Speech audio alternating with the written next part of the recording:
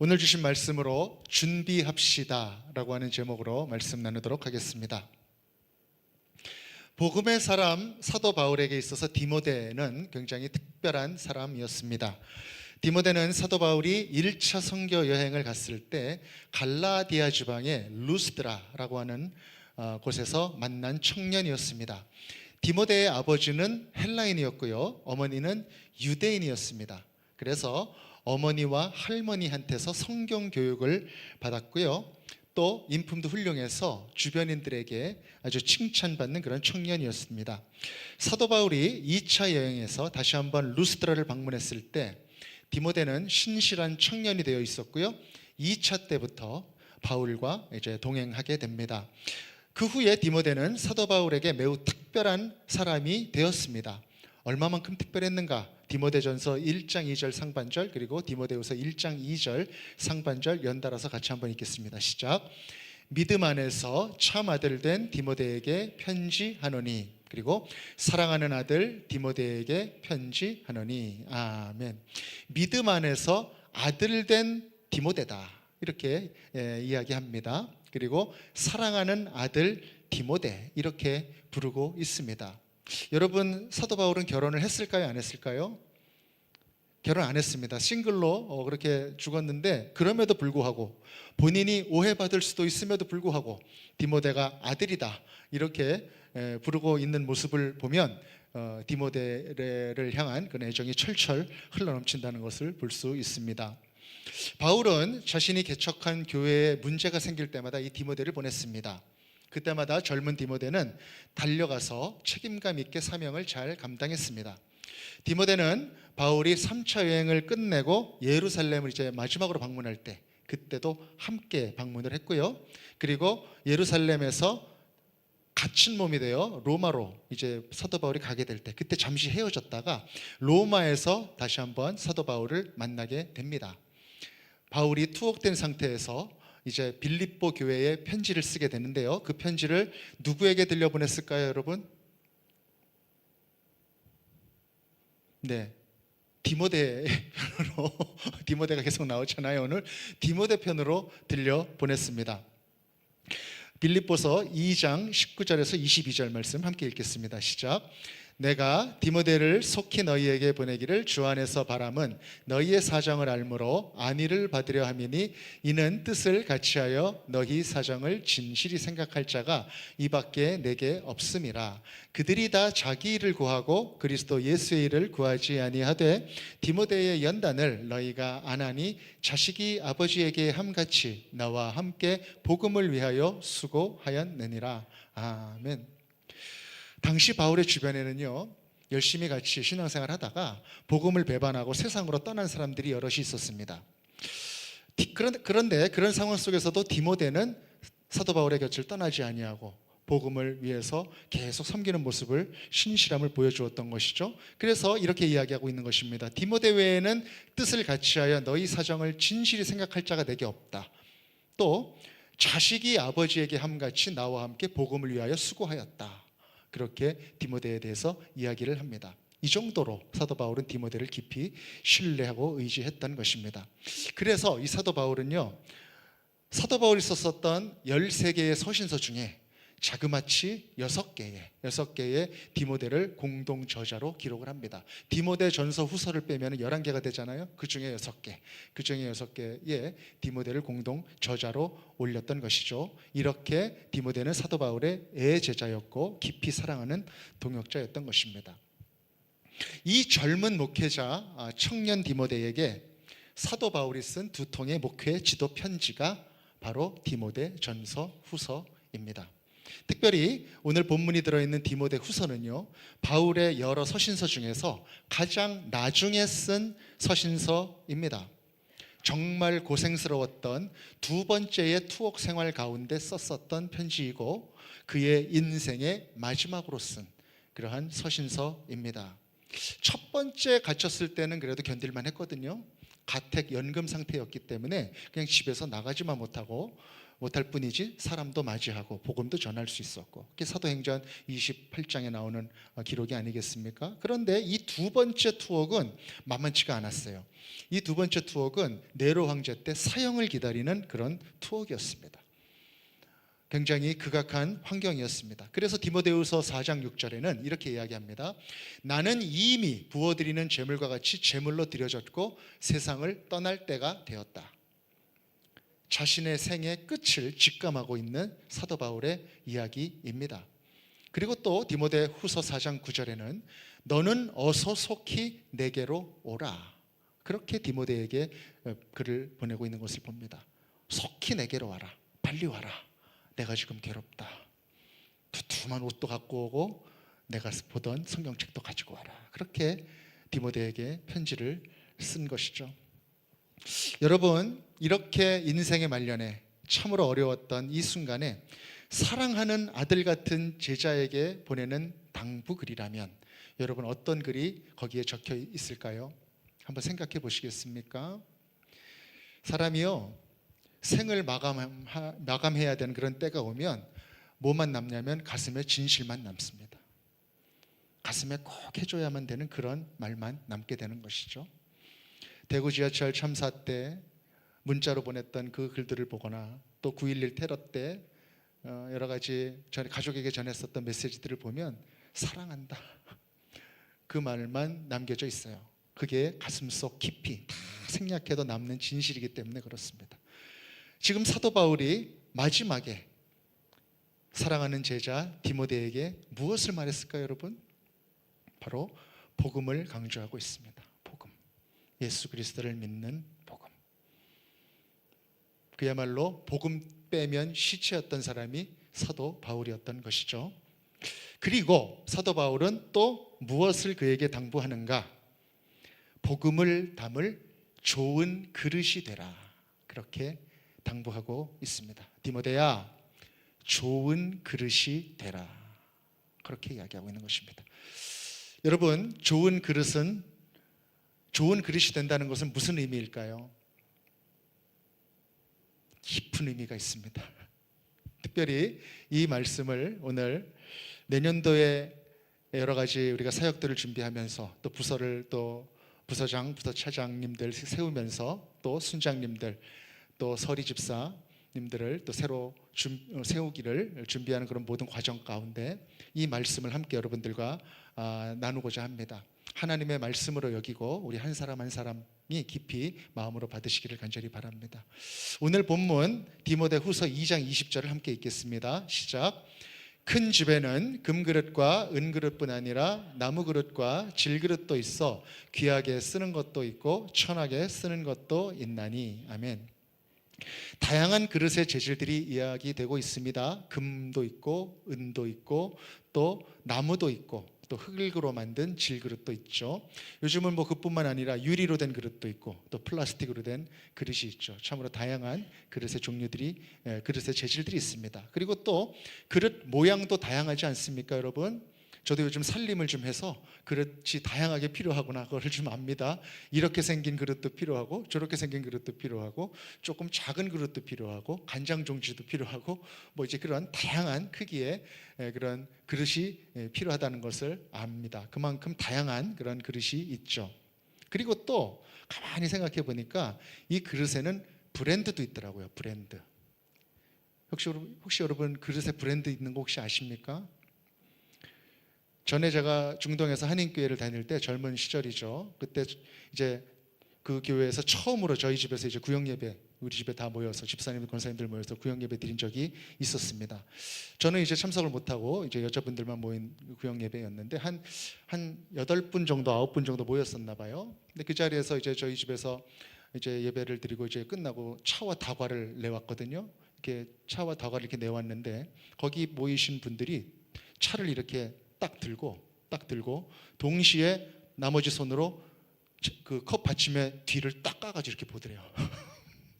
딱 들고 딱 이렇게 무슨 브랜드인지 이걸 딱 보더라는 거예요.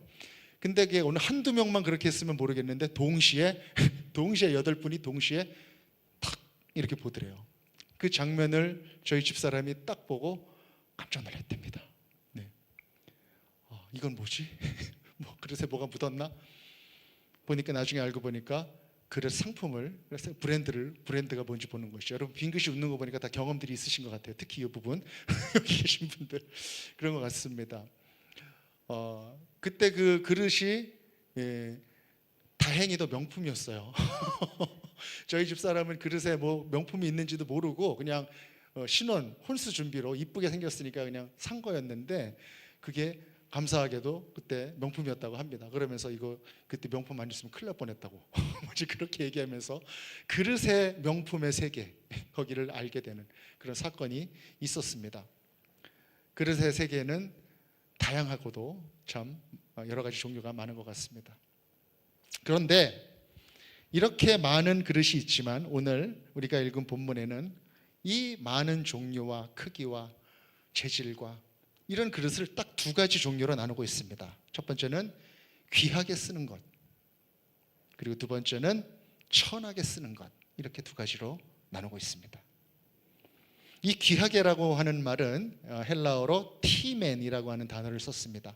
명예롭게 쓴다라고 하는 그런 뜻이고요. 천하게라고 하는 말은 아티미안이라고 하는 말을 썼습니다. 그래서 불명예스럽게 썼다, 그리고 평범하게 썼다, 그렇게 기록을 하였습니다. 조금 더 원어에 가깝다고 여겨지는 킹 제임스 버전 흠정역 한국어 버전에는 어떻게 번역됐냐면 존귀에 이르는 것 그리고 수치에 이르는 것이 있다, 이렇게 기록을 하고 있습니다. 그릇을 여러 종류가 있지만 그 중에는 결국 존귀에 이르는 것이 있고 수치에 이르는 것이 있다라고 하는 것입니다. 브랜드나 재질이나 종류가 그릇의 가치를 결정하는 것이 아니라 그 쓰임이 어떻게 쓰이느냐, 그거에 따라서 가치가 결정된다는 것입니다. 여러분이 말씀을 묵상하는데 한 가지 떠오르는 그런 생각이 있습니다. 그게 뭐냐면 누가 이렇게 그릇을 이렇게도 쓰고 저렇게도 쓰냐는 것입니다. 바로 집주인이 있다는 것입니다. 집주인이라고 하는 존재가 있다. 그릇을 사용하는 존재. 그 그릇이 어떻게 가치가 매겨지느냐는 그릇 그 자체의 뜻에 있지 않고 집주인의 뜻에 달려있다라고 하는 것을 우리가 먼저 기억하면 좋겠습니다.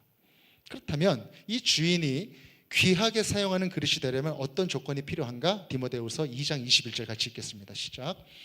그러므로 누구든지 이런 것에서 자기를 깨끗하게 하면 귀히 쓰는 그릇이 되어 거룩하고 주인의 쓰심에 합당하며 모든 선한 일에 준비함이 되리라. 아멘. 누구든지 이런 것에서 자기를 깨끗하게 하면 모든 선한 일에 준비함이 된다.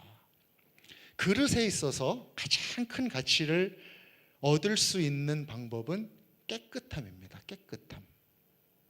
깨끗함. 다른 불순물이 그 안에 없어야 된다는 것입니다. 다른 내용물이 그 안에 먼저 들어있어도 안 된다는 것입니다. 비워져 있어야 하고 깨끗해야 된다는 것입니다. 여러분, 만일 그릇 안에 설탕이 이렇게 좀 이렇게 들어있다면 거기다가 우리가 소금을 담을 수 있을까요? 담을 수 없겠죠. 만약에 어떤 그릇에 먼지가 묻어있고 먹다 남은 찌꺼기 같은 음식이 들어있다면 거기다가 새로 한 김이 모락모락 나는 새 음식을 거기다 담을 수 있을까요? 담을 수 없겠죠. 그것을 담는 그 순간 새로 담은 그 음식까지 전부 다 쓰레기같이 취급을 받게 될 것입니다. 여러분, 그뿐만이 아닙니다. 먼저 있던 그릇 안에 독이 들어있다고 한번 생각해 보세요. 그 그릇에다가 아무리 저 사람이 좋아하는 그 음식을 수라상같이 차려서 담아서 주더라도 그 그릇에 담긴 음식은 전혀 다른 의미가 되는 것입니다. 깨끗한 그릇, 참 중요한 것입니다. 사도 바울은 지금 디모데에게 귀히 쓰이는 그릇이 되라, 그러려면 깨끗한 그릇이 되라, 그렇게 이야기하고 있는 것입니다. 사랑하는 여러분, 여러분들은 어떠십니까? 깨끗한 그릇이십니까? 깨끗한 그릇입니까? 아멘이 없는 거 보니 주님이 주시는 갈등이 있나 봅니다. 깨끗한 그릇. 사도 바울은요, 특별히 이 디모데를 칭찬할 때 그의 깨끗한 마음을 주목해서 칭찬을 했습니다. 디모데후서 1장 5절 말씀 상반절을 보면 이렇게 이야기합니다. 이는 내 속에 있는 거짓 없는 믿음을 생각함이라. 아멘. 내 속에 있는 거짓 없는 믿음. 믿음이 조금 디시빙하는 그런 게 있을 수도 있나 봐요. 거짓 없는 믿음. 그 믿음을 칭찬하고 있습니다. 그뿐만이 아니라 또 이 사도 바울도요, 아주 청결한 마음으로 따지자면 한청결하는 사람이었잖아요. 그래가지고 디모데후서 1장 3절에서는 이렇게 이야기합니다. 내가 밤낮 간구하는 가운데 쉬지 않고 너를 생각하여 청결한 양심으로 조상적부터 섬겨오는 하나님께 감사하고, 이렇게 기록합니다. 그러니까 내가 하나님을 청결한 양심으로 조상적부터 섬겨오는 그 하나님께 너를 생각하여 감사한다. 그러니까 내가 그렇게 청결하게 살았다, 그렇게 이야기를 하고 있는 것이죠. 그렇기 때문에 깨끗한 사람이 지금 깨끗한 사람을 알아보고 있는 것입니다. 사랑하는 여러분, 사도 바울처럼 그리고 디모데처럼 깨끗한 그릇이 되시기를 바랍니다. 진실된 마음으로 끊임없이 내 안을 비워나가십시오. 그리고 거룩을 선택하십시오. 깨끗해야 쓰임받을 수 있습니다. 그리고 그렇게 깨끗하게 쓰임받을 때 그 그릇은 행복하게 됩니다. 행복한 그릇이 되는 우리 모든 생명의 말씀께 여러분 되시기를 간절히 축복합니다. 아멘.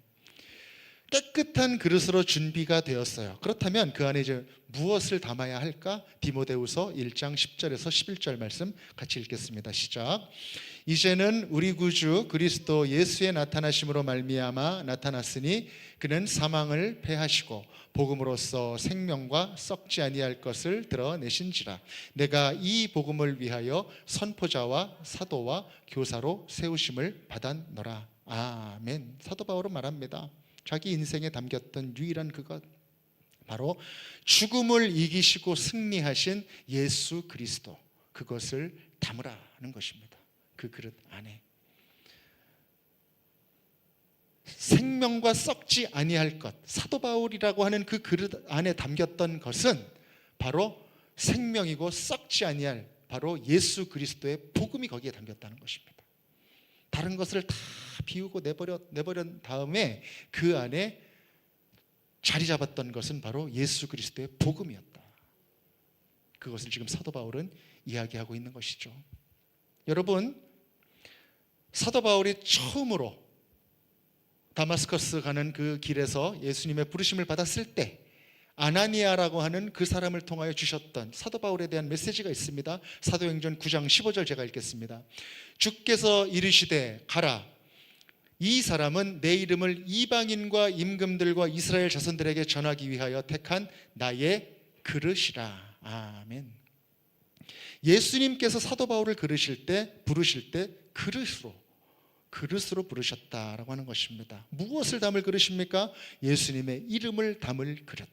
누구에게입니까? 이방인들에게, 임금들에게, 그리고 이스라엘 사람들에게.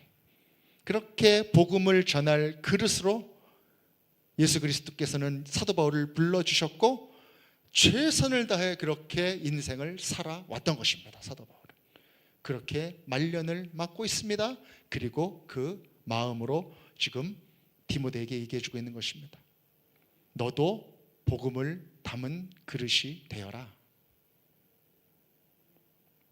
사랑하는 여러분, 이 자리에서 예배드리는 모든 분들의 마음속에 예수 그리스도의 복음이 온전히 담기기를 간절히 축복합니다. 여기를 찔러도 복음이 나오고, 가다가 누가 돌부리에 탁 걸려도 복음, 누구랑 얘기를 해도 복음, 예수님, 걸어다니는 복음이 되시기를 간절히 바랍니다. 그러한 축복이 여러분들께 행복한 그릇이 되는 축복이 있기를 간절히 소망합니다. 사도 바울은 그렇게 고백을 했습니다. 빌립보서 3장 7절에서 9절에 예수를 아는 지식이 가장 고상하다. 내가 그리스도를 얻고 그 안에서 발견되려 한다. 그 외의 모든 것들을 나는 배설물로 여기고 다 해로 여긴다. 여러분, 누구보다도 사도 바울은 가진 것이 많았고 기득권이 많았던 사람 아닙니까? 그런데 그런 것들을 다 비웠던 것입니다. 다 비우고 그 자리에 오직 예수 그리스도만이 자리 잡게 했었던 것입니다. 여러분, 그릇의 가치는 그 안에 뭐가 들어있느냐가 결정합니다. 그 안에 복음이 들어있다면 복음의 가치가 그 그릇의 가치가 되는 것이고, 예수 그리스도의 억만금을 주고도 바꿀 수 없는 사랑이 들어있다면 그 억만금보다 더 귀한 가치가 그 그릇의 가치가 되는 것이고, 무엇과도 바꿀 수 없는 예수님이 그 그릇 안에 들어있다면 그 그릇의 가치는 예수님의 가치가 되는 것입니다. 깨끗한 그릇이 될 때 우리의 인생은 참으로 가치 있는 인생이 되는 것입니다. 여러분, 우리의 마음은 비워져야 합니다. 예수 그리스도로 온전히 채워지기 위해서는 비워져야 합니다. 교회를 다니고 예배를 드리면서도 비우지 못한 마음으로 다니는 분들이 있습니다. 내 의지, 내 공로, 내 생각, 그걸로 가득 차 있는 마음으로 비우지 못하고 그렇게 예배 드린다면 온전히 하나님께서, 예수님께서 내 마음 가운데 충만하게 자리 잡으실 수는 없을 것입니다. 먼저 우리가 해야 하는 것은 비우는 것입니다. 겸손한 마음으로 예수님을 꼭 붙잡아야 하는 것이죠. 사랑하는 여러분, 우리 인생이라고 하는 그릇에 예수 그리스도께서 담겨져야 한다면, 깨끗하게 비워져야 한다면 우리의 구체적인 어떤 부분에 복음이 담기는 것일까요? 여러분, 그것은 바로 우리의 인격이라고 하는 그릇, 그리고 우리의 삶이라고 하는 그릇인 것입니다. 여러분, 혹시 그런 경험들이 있지 않으십니까? 어떤 분들은 복음을 전하면 잘 전해요. 아주. 우리 일부 때도 잠깐 나눴는데 우리 곽경주 권사님 같은 분인 것 같아요. 복음을 전하면 예수님 참 좋아, 우리 교회 갑시다 그러면 아 그래 갑시다, 이런 분이 있는가 하면, 어떤 분들은 교회 갑시다 그러면 네가 교회 가는 거랑 내가 교회 안 가는 거랑 사는 게 똑같은 것 같은데 왜 자꾸 가자 그러죠? 그렇게 또 이야기를 듣는 분들이 있을 수 있다는 것이죠. 무엇입니까 여러분? 그분의 인격 안에, 그분의 삶 안에 이 복음이 온전히 담길 준비가 되어 있지 않다는 것입니다. 우리는 스스로 압니다. 내가 예수 그리스도를 말할 수 있는 그릇인가? 내가 예수 그리스도의 사랑과 복음을 전해줄 수 있는 그릇인가? 그것을 우리는 스스로 안다는 것이죠. 우리는 그것을 스스로 질문해 봐야 한다는 것입니다. 나는 깨끗하게 비워졌고 나는 그 안에 온전히 복음으로 담겨져 있는가? 그래서 나의 삶과 나의 인격을 통하여 예수 그리스도는 잘 전해질 수 있는가? 아니면 오염된 그릇같이 내가 전하는 예수가 오해될 수도 있는가? 그것을 우리는 심각하게 질문해 봐야 된다는 것입니다. 우리 심령만 그런 것이 아닙니다.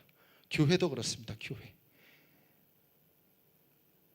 아까 그런 질문했다 그랬잖아요. 교회 가자 그러면 네 그러면서 가는 사람이 있는가 하면 너나 잘 다녀라.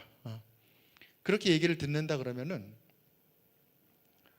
또 이런 경우가 있을 수 있잖아요. 나 교회 신자야 그러면은 오 그래 역시, 이런 분들이 있는가 하면 나 교회 다녀 그러면 네가, 이렇게 얘기하는 분들이 있을 수 있잖아요. 근데 그래도 다행인 것은 이렇게 말하는 분들의 마음속에는 교회는 그래도 좋은 곳, 교회 다니는 분들은 좀 거룩한 사람들, 이런 마음이 아직 남아 있는 거예요. 그렇기 때문에 네가, 이제 이렇게 반응이 나오는 거잖아요. 그런데 요즘은 교회도 욕을 먹습니다. 너 교회 다녀? 아우, 교회 다니니까 그렇지. 막 이런.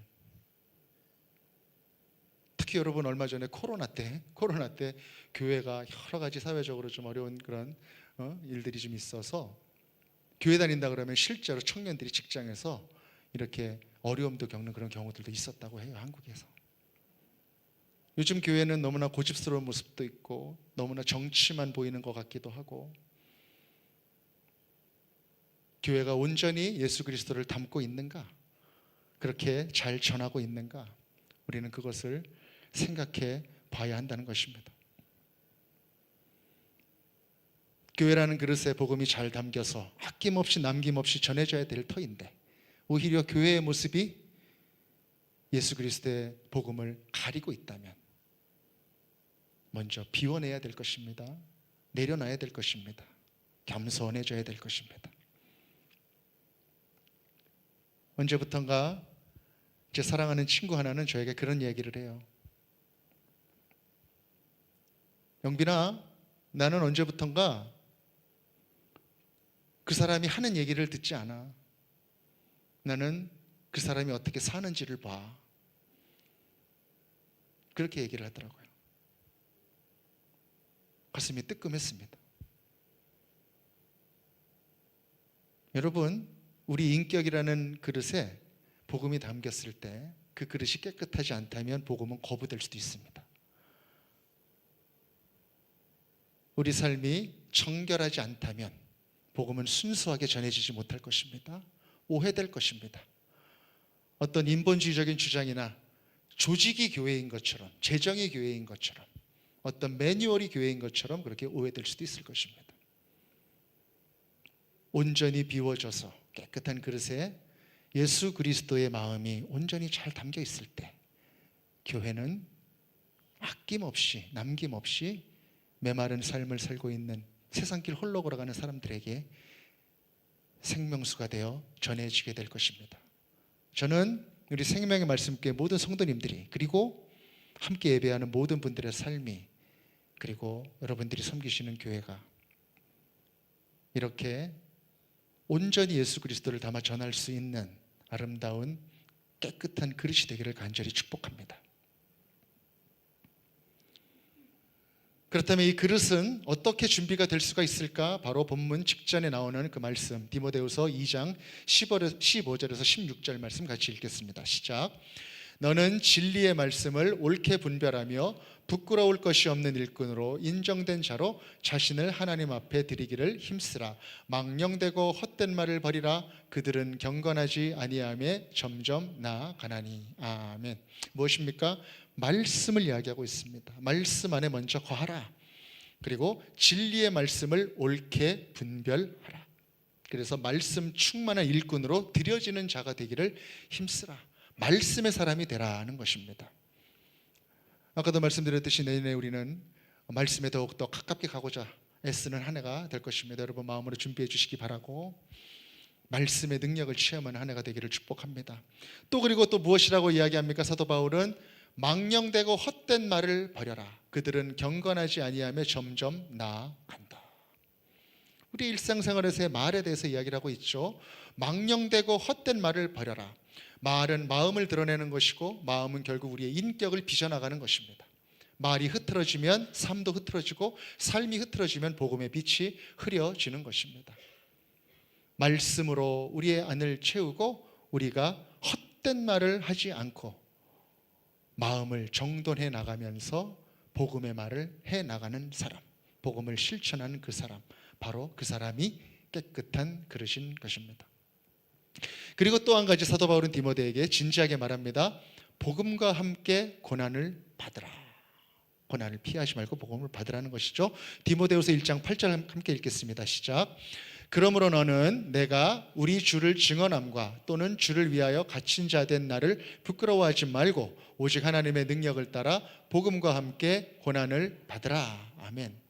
바울도 지금 굉장히 어려운 상황 속에 있는 것 아니겠습니까? 이제 참수를 당해야 하는 그런 상황 앞에 지금 이르고 있는 것이죠. 그런데 그 자리에서도 사도 바울은 디모데후서 2장 9절에서 또 이렇게 이야기합니다.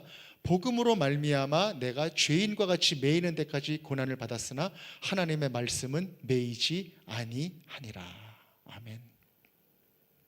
여러분, 깨끗하게 비워져서 복음을 담고 나아가는 사람은요, 복음이 가자는 데까지 가고 복음이 멈추는 데서 멈춥니다. 우리 아까 찬양의 제목처럼. 그렇기 때문에 복음이 고난을 받는다면 그 그릇도 고난을 받는 것이고, 복음이 환영받는다면 그 그릇도 환영을 받게 되는 것입니다. 그렇기 때문에 지금 사도 바울은 담대히 선포하고 있는 것입니다.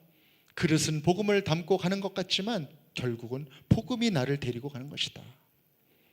복음이 나를 이끌고 가는 것이다. 평생 복음을 위해서 헌신하면서 살아왔었던 위대한 선교사의 인생이었기 때문에 이렇게 고백할 수 있었던 것입니다. 권면할 수 있었던 것입니다. 복음과 함께 고난을 받아라.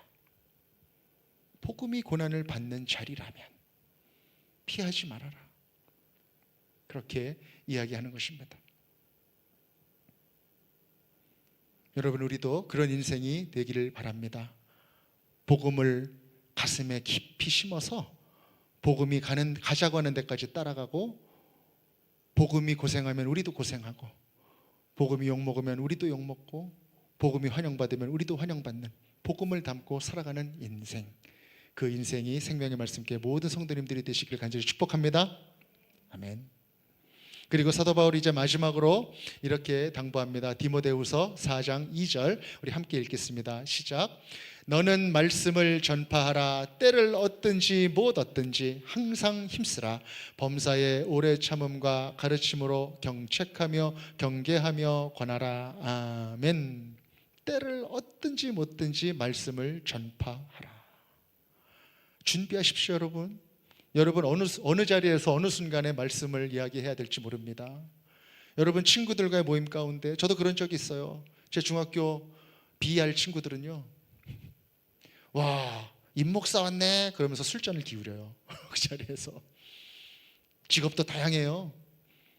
근데 그 자리에서 하루는 저한테 그러더라고요. 야, 그래도 우리 영균이가 목사님인데 한번 무슨 말 하나 한번 들어보자 그러더라고요. 그 자리에서 제가 뭘 말했을까요? 복음을 말했습니다. 그랬더니 이 상남자 같은 놈들이 그러는 거예요. 아, 영균아, 사실은 우리 아들 이름이 요한이야. 할아버지가 그렇게 줘줬대요. 믿는다고. 아, 또 한 놈은 그래요. 아, 우리 어머니가 지금 무릎 아파가지고 교회 못 가시는데 내가 모셔다 드려야 되는데. 어느 자리에서 어떻게 여러분들이 복음을 전해야 될지 모릅니다. 그 자리에서 여러분들이 무엇을 전할 수 있을까요? 담겨져 있는 것이 나오는 것입니다. 담겨져 있는 것이. 여러분, 복음을 담으십시오. 그리고 복음을 말하십시오.